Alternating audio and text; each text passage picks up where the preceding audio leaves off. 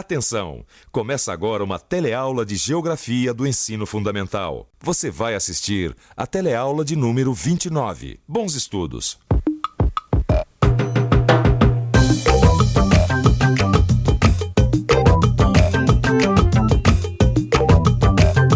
Ainda estou em dúvida entre pegar a BR-319 em Porto Velho ou a Transamazônica. Ah, não sei não, Chico. Pelo que eu andei me informando, a BR-319 está muito ruim e a Transamazônica nem pavimentada é. Ainda continuo achando que o melhor que a gente faz é pegar a balsa que vai de Porto Velho até Manaus. É, pode ser. Já deu para adivinhar para onde a gente está indo, não é? Amazônia. Quer dizer, para ser mais preciso, Manaus. E você vem com a gente, porque nessa viagem a gente vai ver muita coisa sobre a região norte. Nessa teleaula, você vai ver como foi o processo de ocupação da região norte. Vai conhecer as tentativas governamentais de integração desta área ao resto do país. E ainda vai ver quais são as principais características socioeconômico-culturais do norte do país. Todo mundo pronto? Pois a gente vai para onde a agulha da bússola aponta, para o norte. Vamos nessa que a nossa teleaula está começando. Bom dia, Jacinho. Opa, e aí, Antônio, tudo bem? Aí, Pedrão. Amazônia é pulmão do mundo. Bem que eu tava desconfiado dessa história, viu? É, a gente sempre ouve falar que a Amazônia é o pulmão do mundo. Também, aquele tamanho todo de floresta, né? Devia produzir oxigênio suficiente para meio mundo, pelo menos. Mas pelo que eu tô olhando aqui, não é bem assim, não. A história de Amazônia, pulmão do mundo, é uma das lendas que se criaram em torno da floresta. Na verdade, ela consome quase todo o oxigênio que produz e o solo da região é muito pouco fértil. É pobre mesmo. Pô, nessa você me pegou, viu? Dá uma lidinha aqui, ó. Durante muito tempo, a Amazônia foi considerada como uma imensa área plana, coberta por uma mata de grandes proporções. Só que hoje, sabemos que não é assim. Viu só, Pedrão? Por causa da densa mata, a floresta amazônica foi muito pouco explorada e povoada, gerando assim uma série de lendas e mitos sobre a mata. Pegar a balsa é a melhor opção. Olha aqui, ó. Tá dizendo aqui no guia. A região amazônica tem o maior conjunto de rios navegáveis do mundo. Olha, tá vendo? Então, também é só dar uma olhada aqui no mapa. Olha aqui, ó. Gente do céu, isso é rio que não acaba mais, rapaz. Ó, olha aqui. Grande parte dos rios nasce na Cordilheira dos Andes. No sul, a bacia amazônica é limitada pelo Planalto Brasileiro. E ao norte, pelo Planalto das Guianas. Você me convenceu. Vamos de balsa. Mas o que está me preocupando agora é chegar em Porto Velho. Não sei se a estrada lá também não está ruim. É como eu te disse, né? O relevo da Amazônia é muito diferente daquilo que se dizia antigamente, que era tudo plano. Deixa eu ver. Tá vendo? A Amazônia é formada por sedimentos que são trazidos pelos rios e depositados ao longo da bacia. Os sedimentos vão descendo dos planaltos em direção às áreas de baixas altitudes, chegando até o rio Amazonas, que fica bem no interior da região. Você tem razão, viu, Maurício? Pô, bem que eu desconfiei, viu? Dizer que a Amazônia é toda plana, né? Olha só, os níveis mais altos chegam a ter 100 ou 200 metros. E o seu relevo é sempre ondulado, né? E eles são chamados de terras firmes. Obviamente, os níveis mais altos ficam perto dos planaltos, né? E os mais baixos, aqui, próximo ao rio Amazonas, já que ele corre pelo interiorzão da região, né? E o nível mais baixo, chamado de terras de várzea ou várzea, fica quase que todo ele permanentemente inundado. E essas histórias de chuvas frequentes também não tem nada a ver? Isso é verdade. Lá as chuvas são frequentes e, em grande parte, são causadas mesmo pela evapotranspiração. Evapotranspiração. Evaporação da água dos rios e dos solos, mais a água proveniente da transpiração das plantas. Ah, tá aqui. Eu sabia que eu tinha separado esse cartão na remessa de hoje. Olha aqui, Pedrão.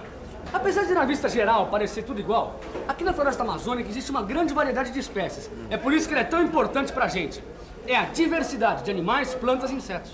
Tá aí, me pegou de novo. Que diversidade, cara. A mata de igapó, a mata de várzea e as matas de terra firme. Os diferentes bichos, insetos. E essa história que você leu de que o solo é pobre? Com uma floresta tão grande? Ih, Pedrão, ó. Aí só pegando o jornal e lendo de novo. Ó, vou ler pra você, peraí. O clima muito quente e chuvoso provoca uma intensa lixiviação do solo e, consequentemente, a lavagem dos nutrientes. E por causa disso, a vegetação precisa de mecanismos próprios para reter os nutrientes que ela necessita. Incrível, cara. Como a natureza é perfeita. A senhora saberia dizer qual foi o produto que deu impulso para a maior ocupação da região amazônica no final do século XIX? Não sei, não. Pode ser a borracha, né? A resposta certa é a borracha. Com o desenvolvimento da indústria automobilística, o látex retirado da seringueira, matéria-prima para a borracha dos pneus, tornou-se um produto em alta no mercado. Isso quando a Amazônia era o único produtor de látex no mundo.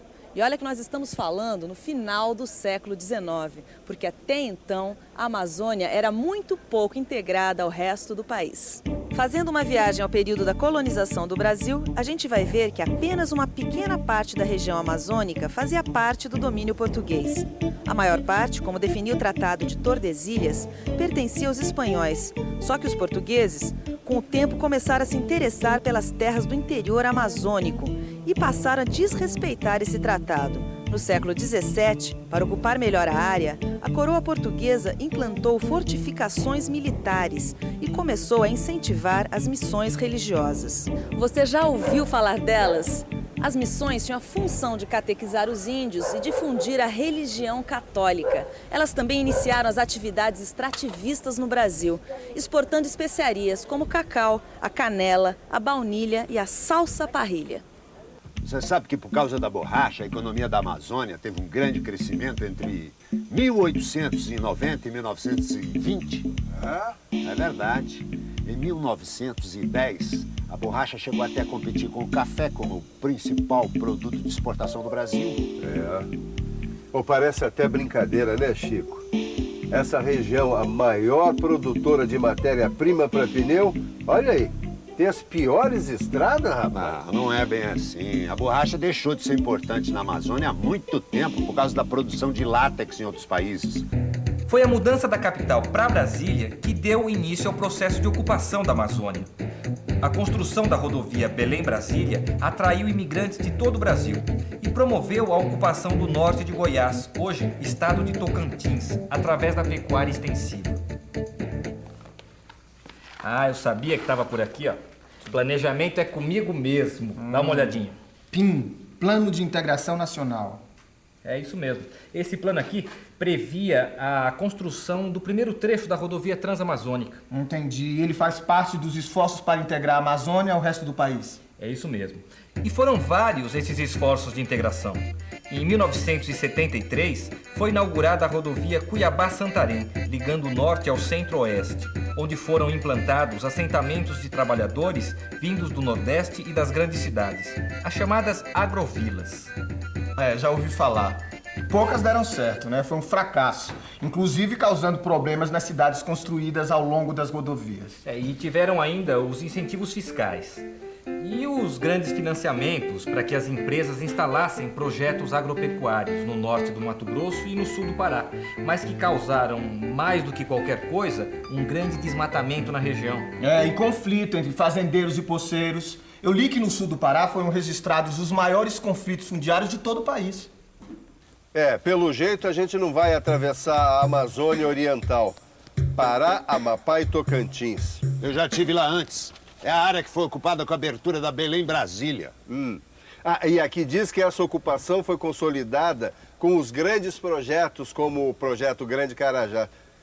Rapaz, e olha só, é a região mais habitada de toda a região amazônica. Escuta, a pecuária extensiva é uma das principais atividades dessa região. Você não quer dar uma olhadinha na Amazônia Ocidental? Afinal, é pra lá que nós estamos indo. Amazonas, Rondônia, Roraima e Acre. Pode ir direto ao ponto, Zona Franca, o destino da nossa mercadoria. A Zona Franca e o Distrito Industrial de Manaus foram criados em 1967 com os incentivos fiscais oferecidos pela Sudam. A Zona Franca é uma área livre de impostos alfandegários para os produtos importados e, por isso, várias fábricas de eletrodomésticos se instalaram lá. Essas fábricas, em geral, apenas montam as peças que vêm prontas de outros países, livres das taxas de importação. Interessante. Aqui fala mais alguma coisa sobre a ocupação da região. A abertura da rodovia Cuiabá-Porto Velho em 1972, a instalação do Polo Noroeste em 1981 e a modernização da agricultura no Centro-Sul nos anos 70 atraíram muitos agricultores, especialmente para se instalarem no Mato Grosso e em Rondônia. Que mais? Outra importante área é a região seringueira do Acre. Mas, ô Chico, você já ouviu falar em conflito de terra nessa área, não já? E muito. As inúmeras brigas entre os seringueiros e os grandes latifundiários que querem praticar uma economia predatória e, pior, pouco produtiva. Tem até nome a estratégia dos seringueiros de juntar toda a comunidade na frente das áreas que vão ser desmatadas. O empate. Ô, Chico, você é fera nisso daí, hein? Na estrada a gente fica sabendo de tudo. Dos problemas de demarcação da terra dos índios, contrabando. Acontece de tudo nessas fronteiras da Amazônia. A Amazônia, na verdade, apresenta para o Brasil hoje uma oportunidade muito interessante de um desenvolvimento diferenciado, porque a gente possui na região uma biodiversidade que nenhum outro país tem. Os projetos agropecuários de mineração na Amazônia são muitos, todos estão em estágio de desenvolvimento bastante acelerado, né? Por exemplo, produção de soja, produção de carne, produção de energia, né? Todos estão realmente num processo intenso e são muito importantes para o país, né? Esses projetos estão sendo levados para lá de uma maneira muito parecida como eles foram desenvolvidos aqui, por exemplo, na região da Mata Atlântica, no centro-oeste, na região do Cerrado, como se a floresta não existisse lá. Nós estamos tirando a floresta, onde você tem milhares de espécies, para colocar muitas vezes uma espécie de pastagem, ou a soja, ou produção de cana. Então, o nosso grande desafio está em continuar esse desenvolvimento que nós temos hoje, mas de uma forma ordenada e dando oportunidade para que a biodiversidade também se desenvolva. Como é que isso pode acontecer?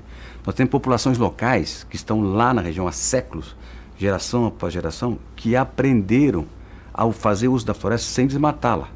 A gente pode gerar riqueza para quem vive lá, para o país inteiro e para o planeta, sem destruir essa floresta. Conflitos, desmatamentos, agressão ambiental. Maurício, mas uma coisa a gente não pode negar, né? A Amazônia hoje está muito mais integrada ao país do que antes, não tá? Ah, concordo. A Amazônia finalmente faz parte do cenário nacional, né? Como uma nova fronteira a ser desbravada. Agora, o negócio é pensar em como continuar esse processo. Olha, existem muitas alternativas, viu? Energia solar, a instalação de indústrias que beneficiem os produtos da região, o uso dos rios para o transporte. Calma aí, Maurício, senão me perco. Bom, mas você não se preocupe não, viu? No seu livro tem isso tudo explicadinho. E para melhorar o seu estudo, o melhor é começar a acompanhar com a gente a nossa revisão. E atenção, se liga aí que é hora da revisão. Na teleaula de hoje, você viu que a Amazônia é uma região de muitos contrastes. Viu que a ocupação dessa região começou no século XVII, com as missões e as fortificações militares, e que teve um grande impulso com a produção da borracha no início desse século. Viu que a partir dos anos 60, teve início uma política de ocupação e integração da Amazônia ao resto do país. E viu também as principais características das duas porções da Amazônia, a oriental e a ocidental. O jeito é continuar nossa viagem. Você no seu livro e nós aqui no caminhão. Até a próxima. Tchau.